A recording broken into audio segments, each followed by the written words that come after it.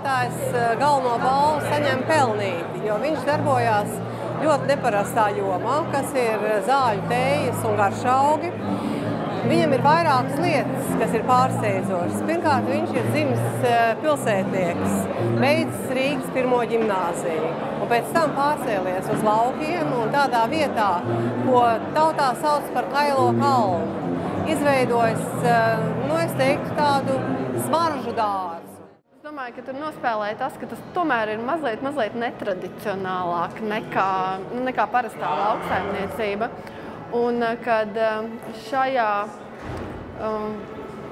saimniekošanā nepietiek tikai ar vienkārši lokopības un agronomijas zināšanām, viņš šeit ir daudz specifiskāks, ir arī mārketings un laba iesaiņošana, pasniegšana, sadarbība ar tirdzniecības vietām. Un, kad tāds jauns puisis kaut ko tādu ir apņēmies un spīdošām acīm dara, tas arī laikam žūrija pārliecināja. Ir jādara tas, kas pašam ritīgi patīk. Un tad jau viss notiksies tāpatās uz vietas tā kārtīgi strādāt. Un ne tikai nākamajā gadā, bet nākamos 10 gadus. Un tad arī ne tikai mums pašiem būs labi, bet visa Latvija beidzot kārtīgi ņems un ies uz augšu. Un viss notiksies tā, kā tam jānotiek. Mums dārzā aug ne tikai parastie visādi augļu koki, tur ābeles, plūmes, bumbieres un viss kaut kas tāds, bet arī tiešām vairāk kā 100 dažādi ārstniecības augi. Tur ir sākumā ar visādām parastajām mētrām, tad tur ir visādas interesantās lietas, kas mums tālāk ar vecmāmiņa receptēm, kuras tiek patstāvīgi vēl atjaunotas un cerams vēl daudzus gadus būs nāks jaunas klāt.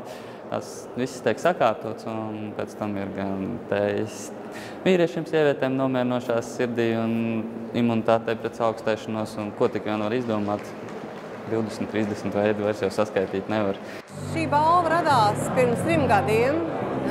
Tad, kad man ievēlēja Eiropas parlamentā un es sāku strādāt ar lauksaimniecību, es uzzināju ļoti daudz jaunas lietas. Un viena no tām, kas mani pārsteidza un šausmināja, bija tas, ka Eiropas lauksaimniecība katastrofāli noveco. Un šobrīd, kad Eiropas parlamentā aktīvi strādā pie kopējās lauksaimniecības politikas reformas, tur ir paredzētas arī īpašas programmas, kas būs domātas tieši, lai veicinātu jauno lauksaimnieku apmešanos laukos, vispār jaunu cilvēku ienākšanu laukos un pievēršanos lauksaimniecībai.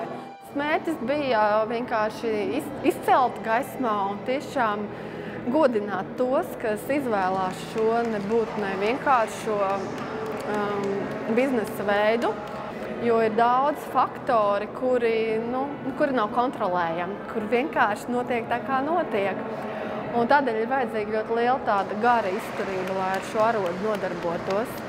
Es gribu pateikt arī vislielāko paldies katram no tiem zemniekiem, kas piedalījās piketos Rīgā un Briselē, kas atlika savus saimniecībā daramos darbus, savas ģimenes lietas un devās uz turieni. Šobrīd Eiropas institūcijās nav neviena, kas nezinātu, ka Baltijas valstu jautājums ir jāatrisina. Latvijas zemniekam jau svarīgi, lai būtu vienlīdzīga konkurence, jo Latvijas zemnieki, īpaši zemnieku saeimas biedri, ir konkurētspējīgi Eiropā.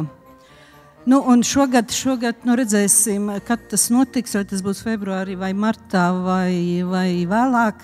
Lēmums tiks pieņemts par budžetu un arī par tiešmaksājumiem. Un es ticu, ka tam jābūt taisnīgam.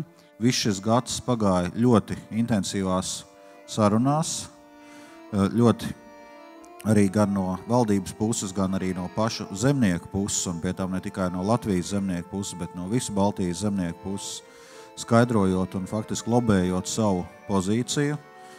Redzam, ka zināmu rezultātu tas ir devis, vismaz attiecīgā uz tiem piedāvājumiem, kas ir tuvāk 2020. gadam, bet skaidrs, ka mums ir jāturpina strādāt, lai tas dotu zinām rezultātu arī attiecībā uz piedāvājumiem, kas ir tuvāk 2014. gadam. Un tas, acīm redzot, būs viens no būtiskākajiem šī gada pirmās puses uzdevumiem.